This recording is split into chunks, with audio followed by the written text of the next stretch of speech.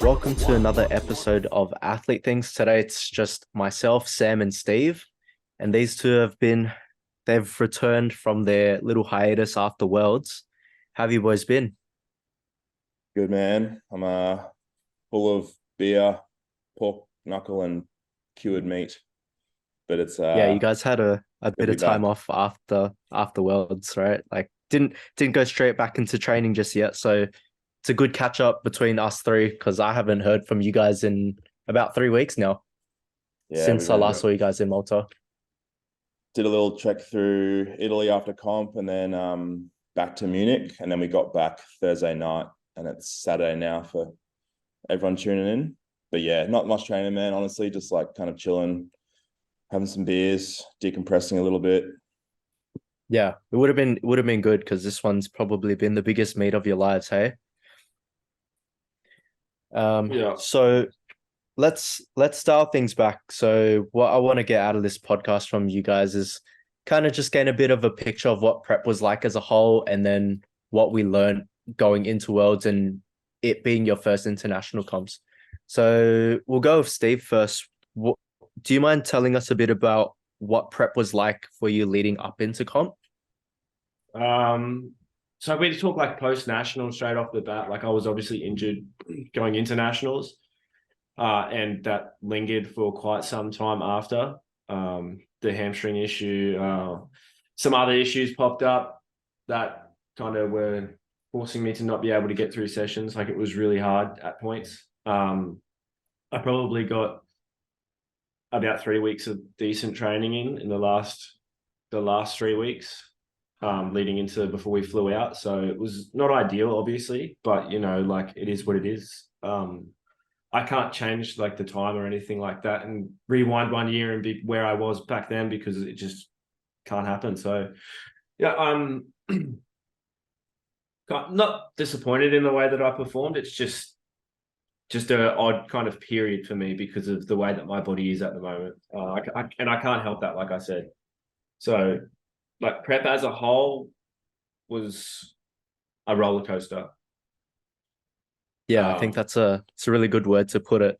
Because from my perspective, seeing the way that you were pushing training, you were at a point where it was like you knew you couldn't quite push the same way you have been in previous preps right off the bat, just because you were nursing an injury.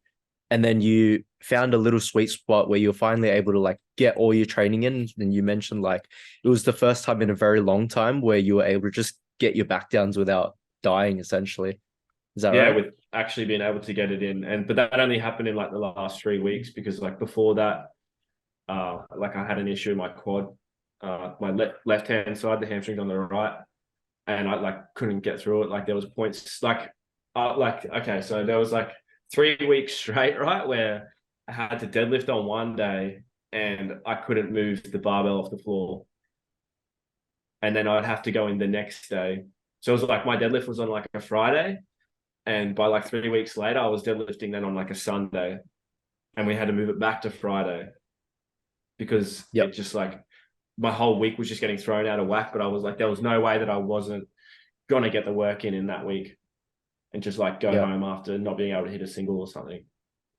Was this you trying to like catch up on work that you're missing out on because you were hurt, or were you just trying to change the schedule for Worlds? I was just trying to catch up. So I was like, the work that I had like programmed was like a single on like the Friday, and then I couldn't do it. So I'd come in on Saturday and I could do it. And then the week later, I was like, I'll just deadlift on Saturday again. But then I couldn't do it. So I had to come in on a Sunday. And I think for you, it was just like, I think for you, it was almost like every session was you went in with all the intent to get like the most out of it and like do full SBD or do all your squats. And then it was like, you just didn't know what you were going to get thrown for a while there. Like, you know, you'd hit a top set on your squats, but then you'd have to do like belt squat back downs or something. Yeah. Like, it's so all over the place. So just like, yeah, it was hard. It was mentally more draining than it was physically because like it feels like my body just can't keep up with what my mind wants it to do in a way where it's I know a lot of people say like it can be the opposite where it's like it's your mind that's stopping you. So that's not like me. It was literally my body just couldn't keep up with what I was trying to make it do. Yeah. In the meantime, you were still able to push bench as well, right? Like you had a pretty good bench, stringing along pretty productive bench sessions there. Yeah, I think I was just so frustrated with everything else that I was just RPE 10ing every single session for a bit. Yeah, like I remember benching same as seeing me. it all. Yeah. I just like I needed to get like the wins from somewhere, so I was just sending it. And then if we talk about like the day itself, I took what I could, and I can't change that. I don't feel like I performed poorly. I just performed the way that I was capable of on the day. I can't like that third squat. I can't like that's vomited coming out of the hole, and that's something that's never happened to me before, and I just couldn't kind of recover from that. So I just let the spotters take it. But I feel like strength wise, like I 100% had that lift if I wasn't vomiting at the same time. Yeah, that was crazy. I thought in the moment I thought something else was happening. I thought you got hurt or something. But fortunately I caught you coming out of the warm-up room, and I was like, "Are you all right?" And you were like, "Oh, I just vomited in my mouth," and then I just went vomited in the bin. It's like, "Oh, Yeah. okay. That's good. That's good. At least you're not hurt."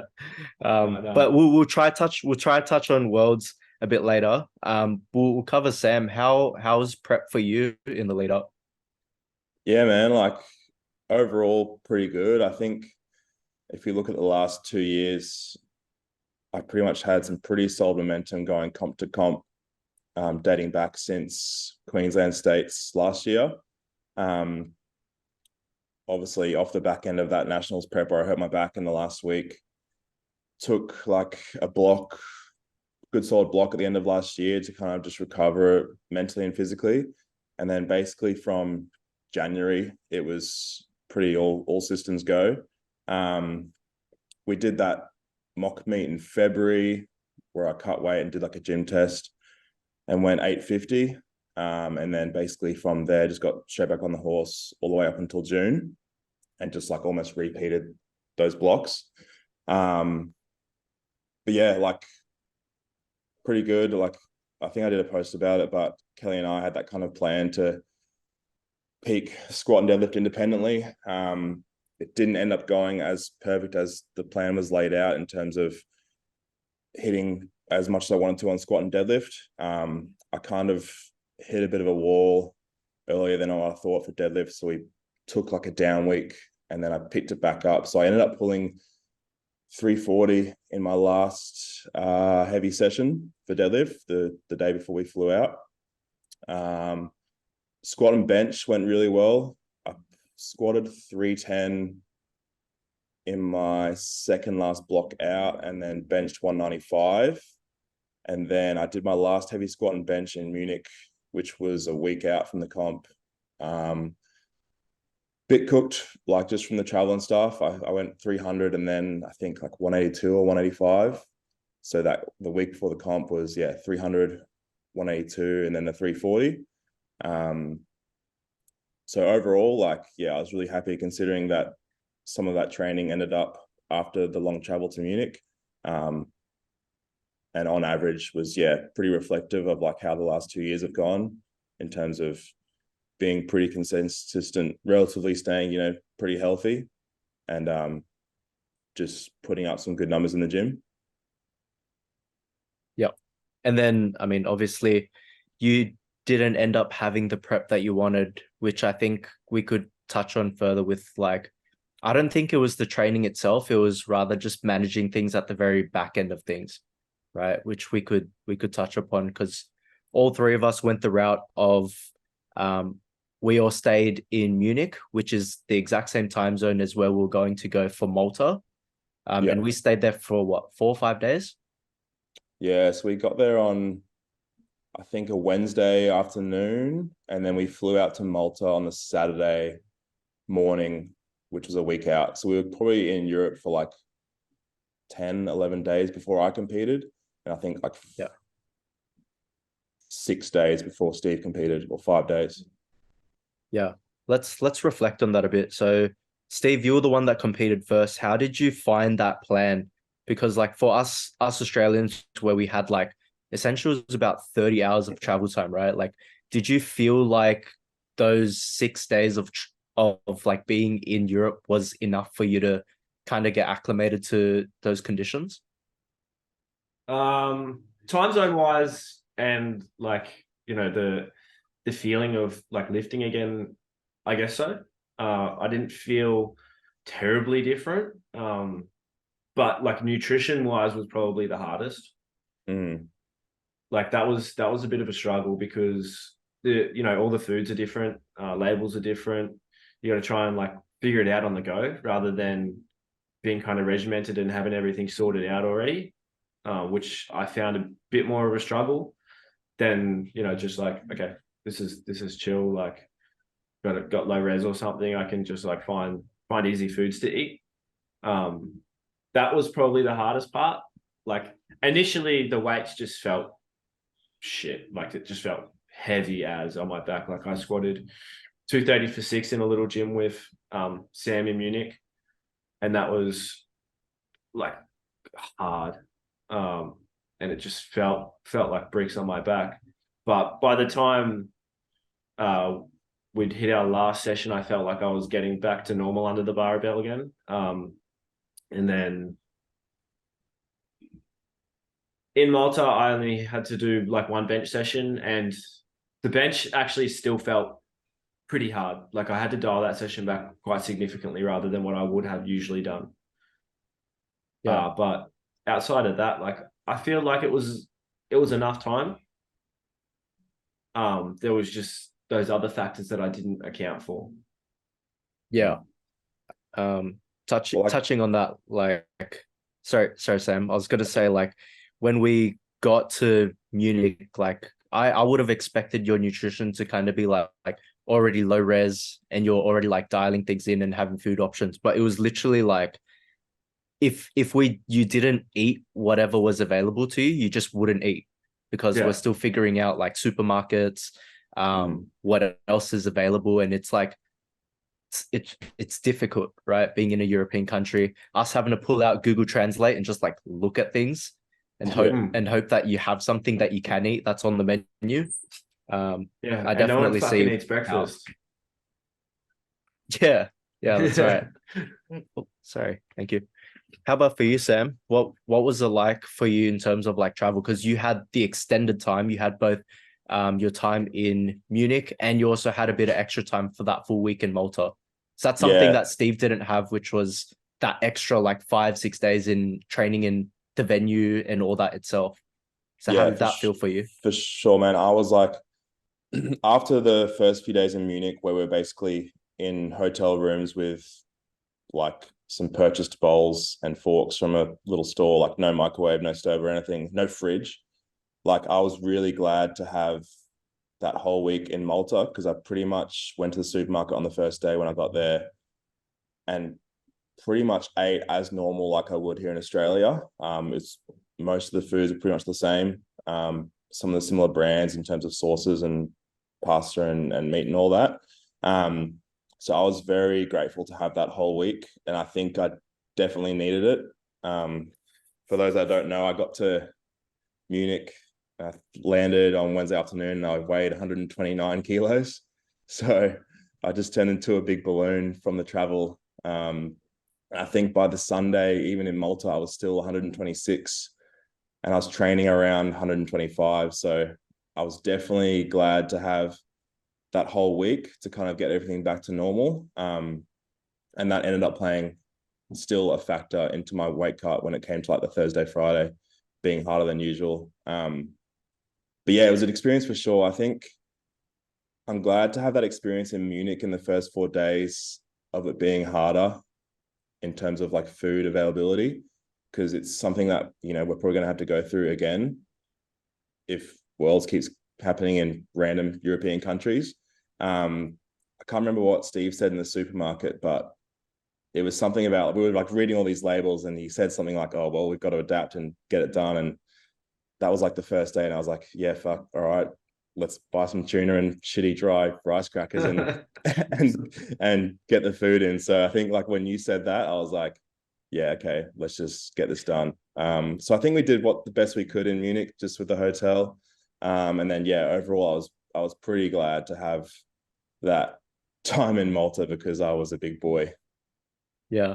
You found really good food options while we were in Munich. Like we're looking through the tuna and we're just Google translating things, and then like we go upstairs, have a bit of food, and you come down, you go, bro, the tuna can that I had like 60 grams of protein in it. Yeah, man.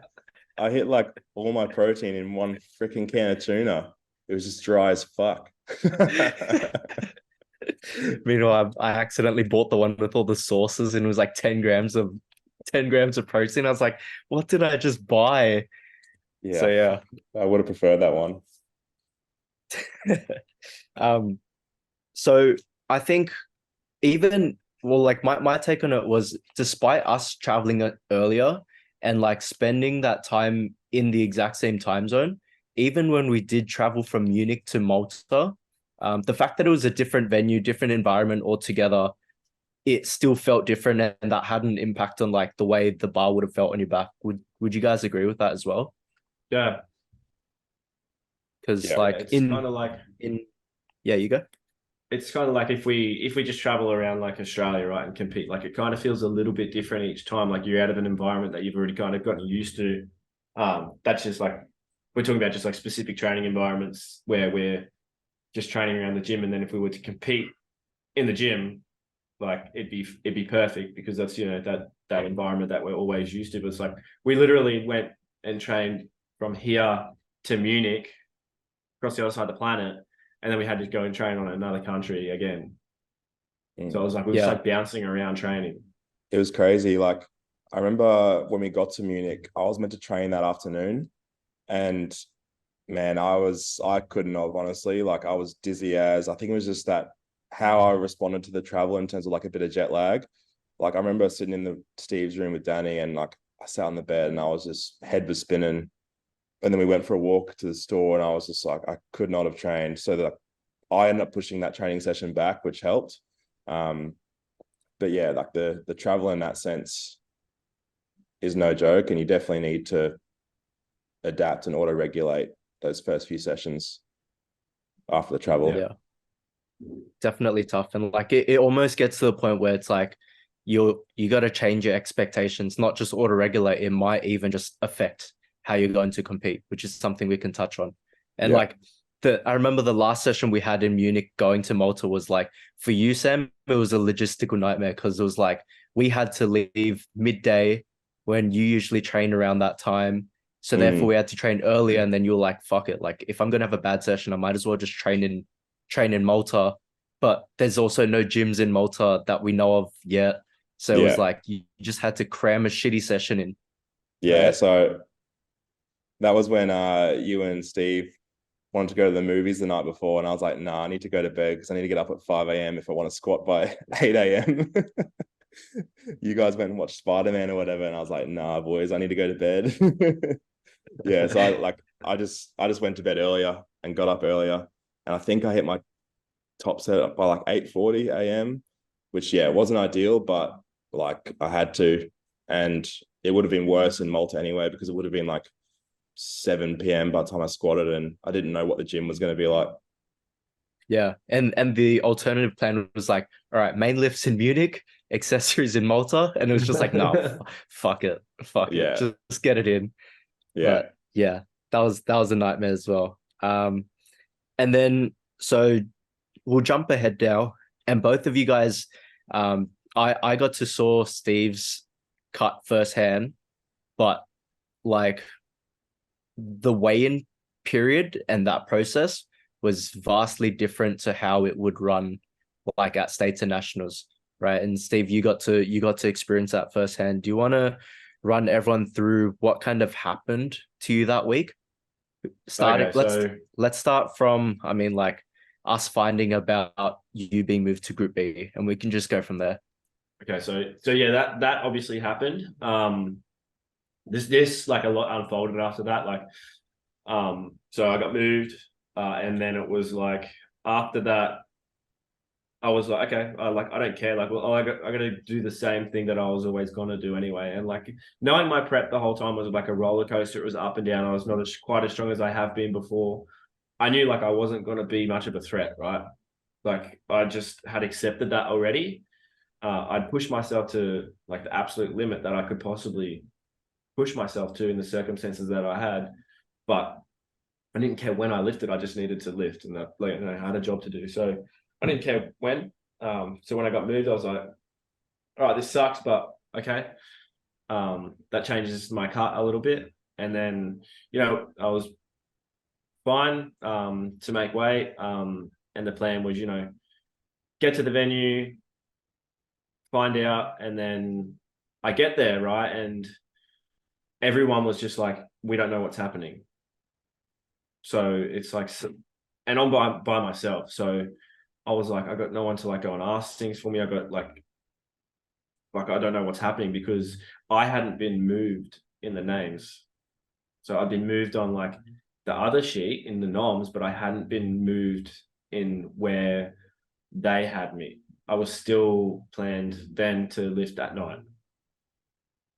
Yeah. So just to give a bit of information, prime time that day would have been at like 5 p.m. or weigh-ins at 5 p.m. and then lift-off starts at 7. But the fact that we saw that you got moved to Group B, that shifted everything about 3 hours ahead. So instead of you weighing in at 5 p.m., it was you weighing in at 1 p.m. Is that correct? Or 11? 10 or 11 and lifting at 1 p.m. I think. Yeah. Yep. Yeah.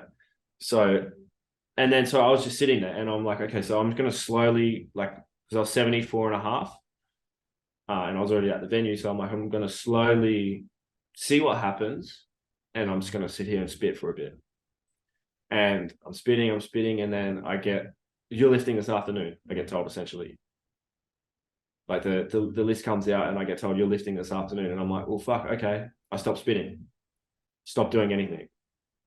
And then I'm like, and by this period, I'm like, I'm getting a bit annoyed. I'm just like, I don't fucking care when I lift. Just tell me so I can make weight because that's all I have to do. I'm like, there's the first part of like lifting if you're going to cut weight, and the first part of being like an athlete or trying to be like a professional, right, is you have the first job to do, which is make weight. And the fact that the time schedule for that just kept getting thrown around just made things so much more frustrating and annoying, I suppose. Like, how am I supposed to make weight a specific time if I don't know when that time is?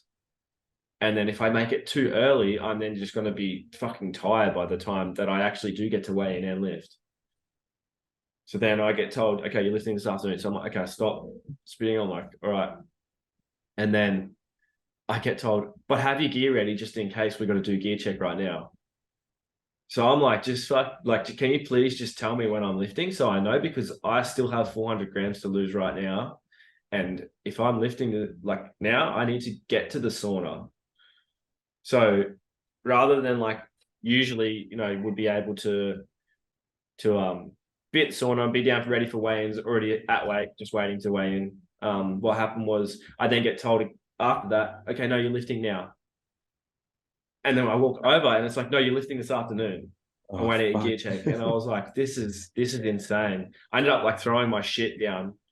And I just said, just someone fucking tell me when I'm lifting. That's all I care about. Because right now, like, I just want to go up to that sauna to make weight, or I want to go sit down. And then, so it's like another sheet comes out and my name was like written in pen on it. And it's like, you're lifting now. And I'm like, okay, let's do gear check.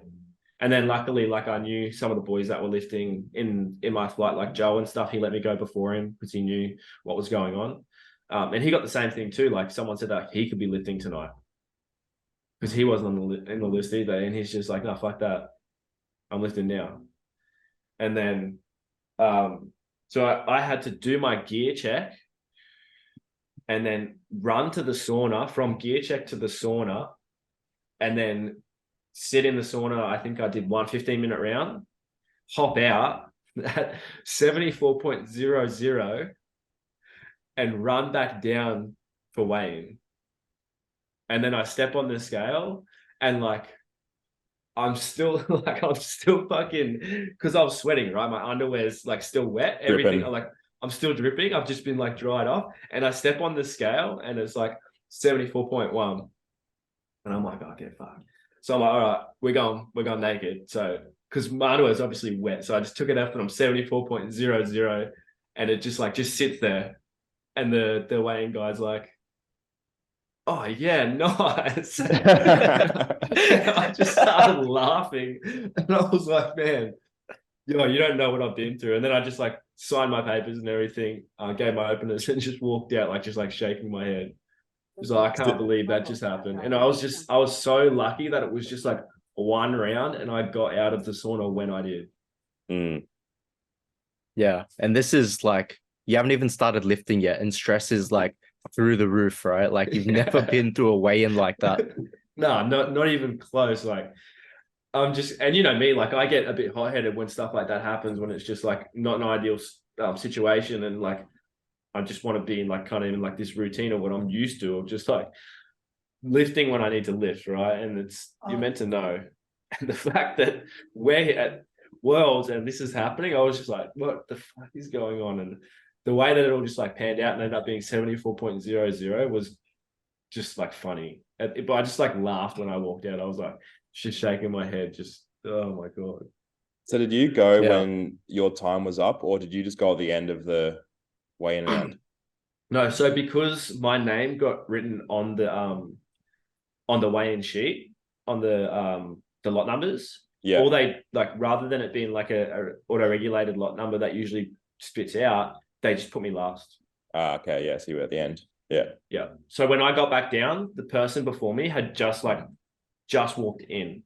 So I literally just made it in time too. But it wouldn't have really mattered because I just would have been when I go.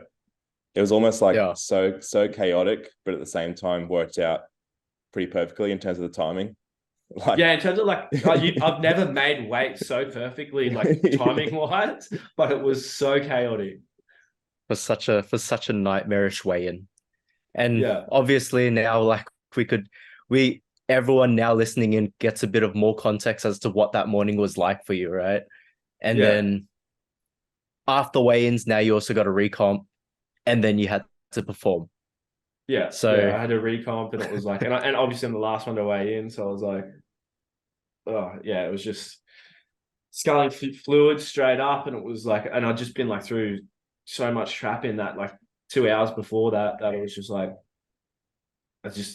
my body just couldn't. That's why I ended up vomiting, right? Because my body just couldn't hold the fluids, and I think like obviously all that kind of build up of stress and everything, and just frustration leading up to that point, just was like hard for my body to just like regulate things because I was so on edge, I suppose. Yeah, agreed. And then, I mean, after that, if we reflect on the performance itself, you ended up going 8 for 9, missing just the squat. Is that correct? Yeah. The squat that you vomited in your mouth in. So, like, overall, on attempt selection wise, on that side of things, like you actually did pretty well, right? Yeah. Considering your last nationals was 3 for 9, and you ended up totaling, what was it exactly? 710 back then. 710. Yeah. And this one was 707. Is that correct? Yeah. So, I mean, although it wasn't the most ideal prep for you, and there's probably a billion takeaways that you could take from it, is there like a key thing that like you think to yourself, like, next time this isn't going to happen again?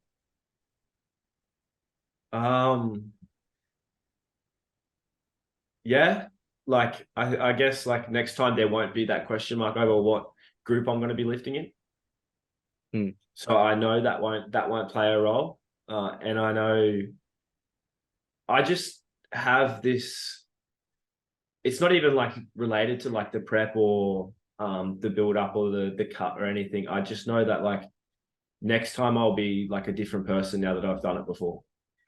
Yeah. Like 100%. I feel like I'm just going to be a completely different athlete. Like I've come back now from Europe more motivated than I have been in like the last 3 years. And even though I've had some of the best performances that I've had in that time, I haven't really felt how I feel now. Like I can't sleep right now because obviously the jet lag and everything, and we just got back, but I'm just thinking about lifting. And like competing and just being back.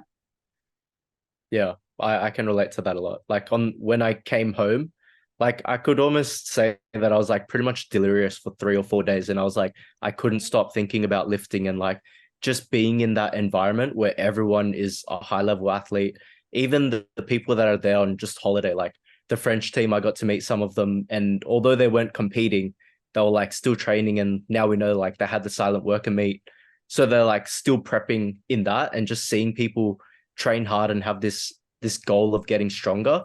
It's like it's everywhere. It's not Yeah. just in Sydney, it's not just in Brisbane. Like everyone's getting after this goal that's not in a physical location, but it's ahead in time, right? And eventually we'll meet those people again. Yeah.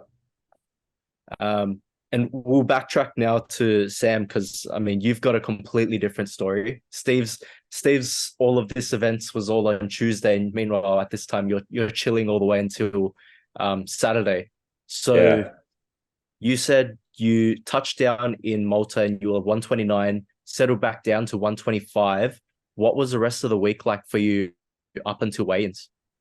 Yeah, so I pretty much followed a similar weight cut that I have like the last 2 or 3 times I've competed, except we accounted for the extra average kilo that I was holding for the prep, and went a bit more aggressive on like the last 2 days. So like I said, yeah, the food options were pretty good. So I pretty much ate pretty close to normal in Malta, like the Monday, Tuesday, Wednesday, Thursday, as I would on a normal training week or in the week of a comp for a weight cut. Dialing carbs back, increasing fat, heading more towards the high density foods. The Thursday, Friday, I just went more aggressive. So Friday, I just went more liquids, and then high fat than normal. But yeah, it was crazy. Like I was probably averaging a kilo up the whole week every day for my last 2 cuts. And then, yeah, we did that. More liquids on the Friday, and I just didn't drop. So I think I woke up Friday mornings, so the day before at 123 something. And then I had one more session to do, started on liquids, was feeling pretty good energy wise. And then after training, I was still like 123.8 from memory, I think. So like that was when I was starting to think, fuck, I'm just not dropping here. Like, what's going on? So finished the day of that food on the Friday, like started fasting.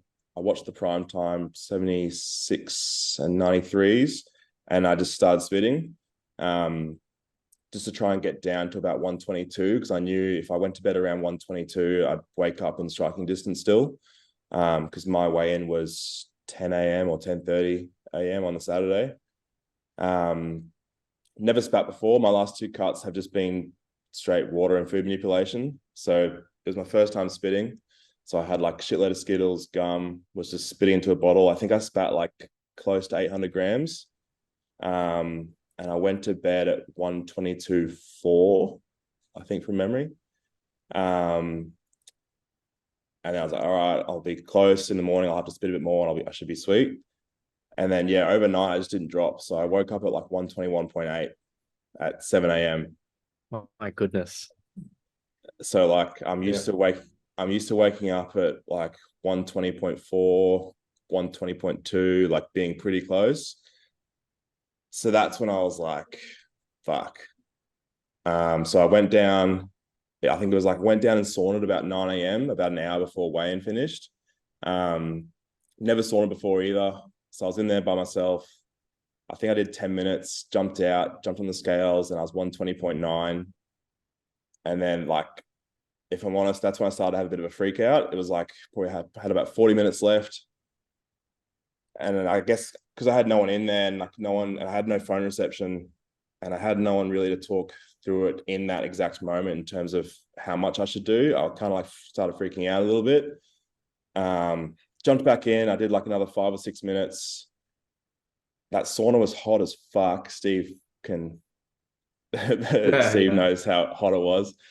So I was like, I did 5 minutes. I jumped out. I went to the bathroom and just like sat down and just kind of like chilled for a little bit. Jumped on the scales and I was 120.3. So it just fell off me like straight away. So like, okay, I'm sweet. So I just sat down there, kept sweating. And then it was about half an hour before weigh-ins. I went down and checked my weight on the check scales, and I was bang on 120.0. So I was like, sweet. And then headed to weigh-in, and it was probably like the smoothest and quickest weigh-in I've been a part of. Like it was really like well organized, gear check, and then just weighed and weighed in, and it was all sweet. And then just started the rehydration process after that. I was lucky. I was in flight B, so I had like an extra half an hour probably than what I've had previously, which came in handy, and I got a little bit extra food and water in. In hindsight, looking back though, I probably didn't have enough accounting for the fact that I'd sauntered and spat when I hadn't done that before. And then, and then before I could even blink, I was warming up, and then I was doing my opener. It was just a bit of a blur. I think like that, having that morning, which is a bit chaotic too, kind of like affected my ability to kind of be in the moment in terms of, okay, I'm at Worlds now, this is the time. It just made it like such a rush and a bit of a blur in terms of going through all of that, weighing in, chilling out, and then, okay, we're warming up and it's go time. So it made it even more fast paced than what the comp was, if that makes sense. Yeah, because meanwhile, your head's still thinking about what you just went through, and you're like under the bar, right? Yeah, like, it was crazy. Fuck, heart's still beating from the sauna.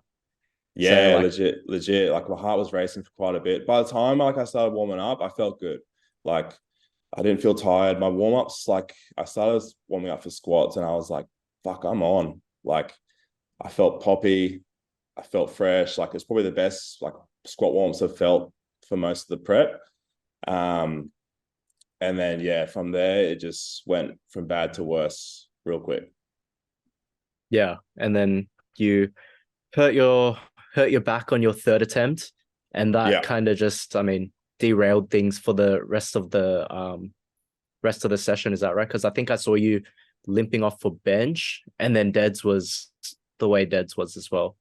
Yeah, do you want to run through that? I went 280 on opener, squat, moved okay. Sorry to the Turkish spotting team, but I farted like 6 or 7 times, and I've never farted squatting before like that. I was like, fucking, what's going on there? It's a bit funny. But yeah, moved all right. And then 295 started to slow down. Like it was such a big contrast from my warm-ups to my top end. Like it just was slowing down really quick. Again, multiple factors that influenced that.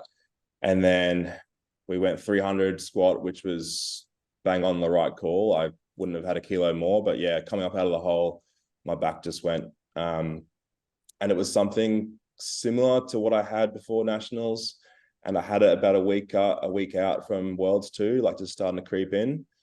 And then from there the day just spiraled really quick. Bench opened lighter, dropped my opener, went 182, and then missed 185.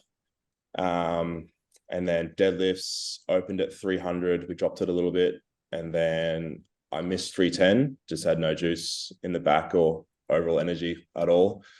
And then didn't come out for a third. So I think I totaled 782, which was like, 50 kilos down from nationals. And 70 kilos down from the gym test. Yeah. I would say, like, despite it being a huge minus from your nationals total, we have to acknowledge, like, because for us, travel is that huge thing, and as well as weigh-in, like, I think that's a huge reason why so many totals at Worlds just end up plummeting compared to what you hit back at home, right? And for us now you kind of see, like, quote unquote back at home is even if you're traveling to another state, that's nothing compared to when you start traveling international. It's definitely like a different kettle of fish for sure. And that's one obviously big takeaway.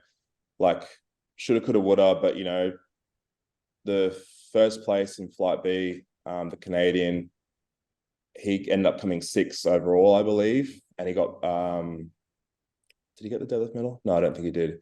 But he basically, like, 357 would have been a deadlift bronze. And what I was hoping to do, and I know I can do, would have been like 6th place. But nominations wise, you know, I was lining up to be like 10th, 11th. So it's just reflective of like a lot of people didn't end up having the day that they were nominated on, or they had planned for either. And I think, yeah, like in reflection, you definitely have to roll with the punches more. More so in my case, in terms of like the more aggressive weight cut and then doing my back, like we dropped openers a bit, but I think, you know, we probably could have dropped it even more considering. But I think even just overall, in terms of like an international competition like that, like, yeah, rolling with the punches more and doing what you can do on that day, not so much what you've been doing in prep. Yeah. Yeah. I think that's where having like a reactive attempt plan or just being less attached to what the numbers are going in could be very helpful. Because like for a lot of from what I saw from the stands as a spectator was like I saw a lot more misses on the world stage than I would see at like a local, state, or national, because everyone's vying for position and trying to take calculated risks based on what they're hitting in training. And like if you hadn't been to a worlds before, you would expect to hit those numbers. But then once you're there and you're warming up with the bar on your back, it like just feels different.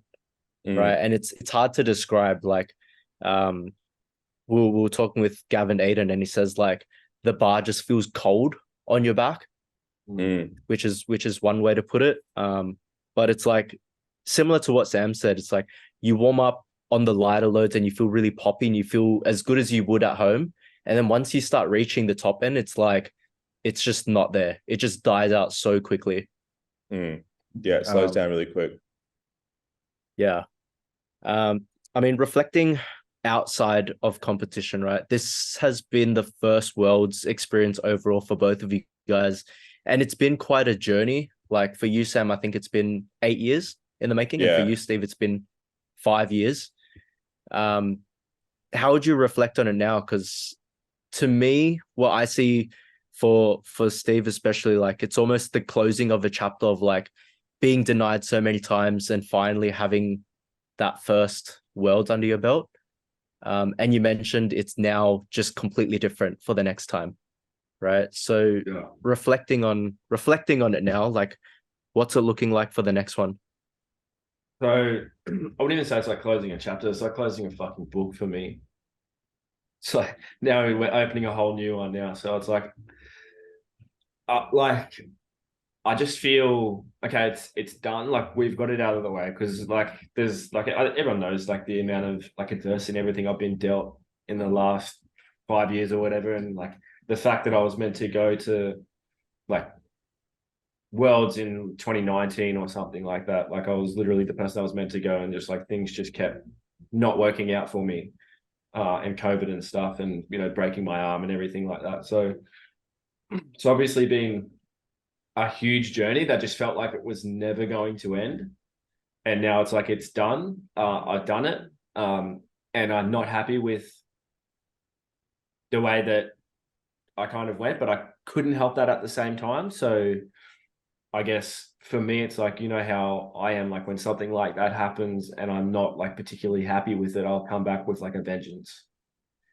And I'm not just going to fall like, because I kind of almost been like thinking about moving up to 83 prior because of like the way that my body's been and like injuries and stuff like that. But now I'm like, nah, I haven't even scratched the surface of what I want to do at 74 now on the international platform. Like I've obviously done things in Australia, but that isn't even close to what I feel like I'm going to do over the next 12 months. Yeah. Do you feel like there's a lot of low hanging fruit essentially? Like, because you had such a wild way in, like if you can eliminate that buys you about 20 kilos on your total kind of thing. Do you feel like there's a lot of things that you can kind of just refine for the world's experience? Oh yeah, if that weigh-in wasn't like that, like I was planning to bench like 170, 175, like I was planning to squat like 275 or something. So even if we look at that, like if I hit those two numbers, right, like that's 12 and a half on both. That's 25 kilos on that total. Like I still go over 730 if I hit those two numbers. Like I was planning to pull more too, but by the end of the day, I was just like, oh, just whatever. So like I still probably could have gone 730, 740 somewhere had I hit what I'd planned on hitting. But because like, that was so chaotic, and then like vomiting takes numbers off your kilos and all that. And then we dropped the bench after that because I was just like, I don't know how I feel. But bench actually felt really good after that.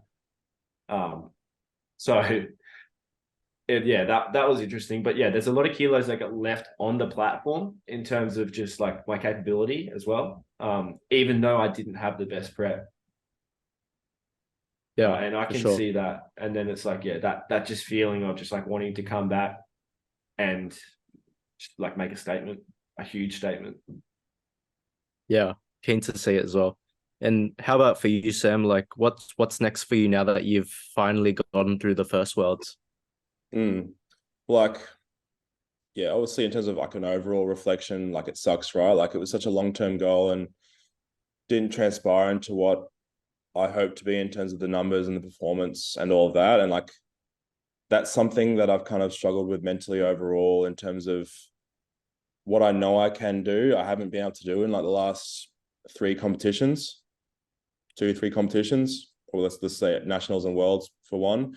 Obviously, there's a lot more at stake and a lot more involved with like a world championship, and that definitely has a factor, like we just spoke about. But yeah, like there's a lot of like disappointment in terms of feeling like I haven't truly shown what I know I can do, and or even just what I do in the gym. In terms of like I'm probably the opposite to Steve, if I'm honest. I think probably because like I had such a good prep, and then it really just didn't go how I would have liked. Like my motivation at the moment has dipped quite a lot, and that's something that I haven't felt in a very long time in terms of like, like we were on holidays and stuff for 2 weeks after, but even now being back in Brisbane, like I don't have an urge to train yet. I'm not really thinking about training a lot. And that's just something that I'm just letting happen. I know it'll come back because, training for me, it's part of my life, and I still have all these big goals. But at the moment, I'm just kind of letting myself chill and not putting any pressure on it. And then, just have some more discussions with Kelly in terms of what we do with like weight class, like whether we do go up or not. Like I said, I got unfinished business in terms of what I know I can do at 120, but the thought of having some beginner gains again and being 120 plus and having this like endless kind of pursuit of strength and recovery where there's no limits, that's that exciting. Infinite recovery, no more sore back.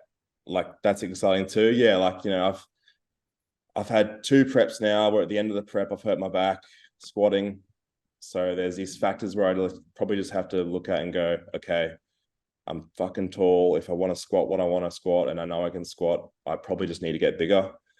That bar is just moving such a long way that, 310 kilos has to move, and it's hurting my back every time I get close to that top end, especially with a weight cut. So that's stuff I will have to consider. But obviously overall grateful for like the world experience as a whole. I think it was cool being an athlete for a week.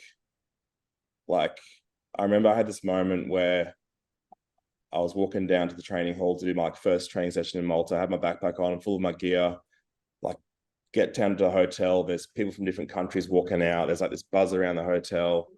There's athletes from all around the world, like in the training hall. Like that was cool. And that really like inspired me and motivated me and kind of solidified that it's what I want to do and I want to be back there again. So that was cool. I think like overall though, with everything that went on, I didn't get a chance to really absorb like and take all in that world's experience. Like it was almost like it was like my first comp all over again. Like it's a blur. Like I could barely remember it. So I think like next time for sure, I want to be in a space where I can like perform, but also take in being on the platform, which will obviously lead to a better result as well. But just like soak it up a bit more in terms of the whole experience. Yeah, there's a lot to unpack there, but I think like I agree with what you were saying. Like it felt like a blur. Like coming home, it was like, holy shit, we just spent a week seeing a bunch of the strongest powerlifters that we all follow on Instagram just, go out and lift. Yeah. And it was cool to be a fan and be a part of it. But Yeah, at for the same sure. time, it just felt so short-lived. Like we were almost in a routine of like train, watch powerlifting, go to sleep, Yeah. wake up, train, watch powerlifting, go to sleep. And it felt really cool to be in a environment where it was like that whole building, everyone you run into is like a powerlifter or a coach. Mm, And it forced you to be present, and it forced you to like have training at the forefront of your brain. mm. Right. And I think for me, yeah, like like it's probably yeah, one of the first times I was sitting down watching a primetime session. I think it was a 74 where it was like, this is fucking entertainment. Like it's pure like professional sport. And I think that's one big takeaway I took out from Worlds was that it was legit, right? Like from the officials, the processes, the systems, like how it's run, the announcing, the live stream, just being there, I was like, this is like legit, pure like entertainment and like professional sport, which was cool. And that was cool to be a part of and experience. Yeah. yeah, yeah, agreed. Um, I mean, we'll slowly close things off here, but plans for next year. I mean, like we've got nationals now for us. I still think that's unannounced, but now that we've just got states announced in October, I'm assuming nationals will be in December. That will give you guys about another 6 months after December to start prepping for Worlds again in Lithuania, right? So another European country. Um, and this time you'll be able to, make sure there's kilos that aren't going to be lost just from wild things happening. And also you'll be able to soak in the experience because there's a lot that happens when you go to a Worlds. But was there anything else you guys wanted to add that you feel like we've forgotten to touch on in terms of how the whole experience went? No, I don't think so. Sweet. Yeah. Anything, No, anything, I Sam? think it's pretty good. Like again, it didn't turn out to how we'd hoped or what we wanted for that first Worlds being such a long-term goal, but every negative there's a positive, right? And yeah, we can take this through to our coaching and our training now moving forward, get through states, hit nationals next year, earn the spot and get there again and make it better. Yeah, yeah, for sure. To touch on that, that's a really great point. Like just you as an athlete, the fact that you know what it feels like to warm up in a warm-up room at Worlds is essentially like priceless information. You can't Mm, teach what a bar feels like when you're warming up at Worlds, or what a weigh-in process might end up being like just because of like how organization goes in the back end there, right?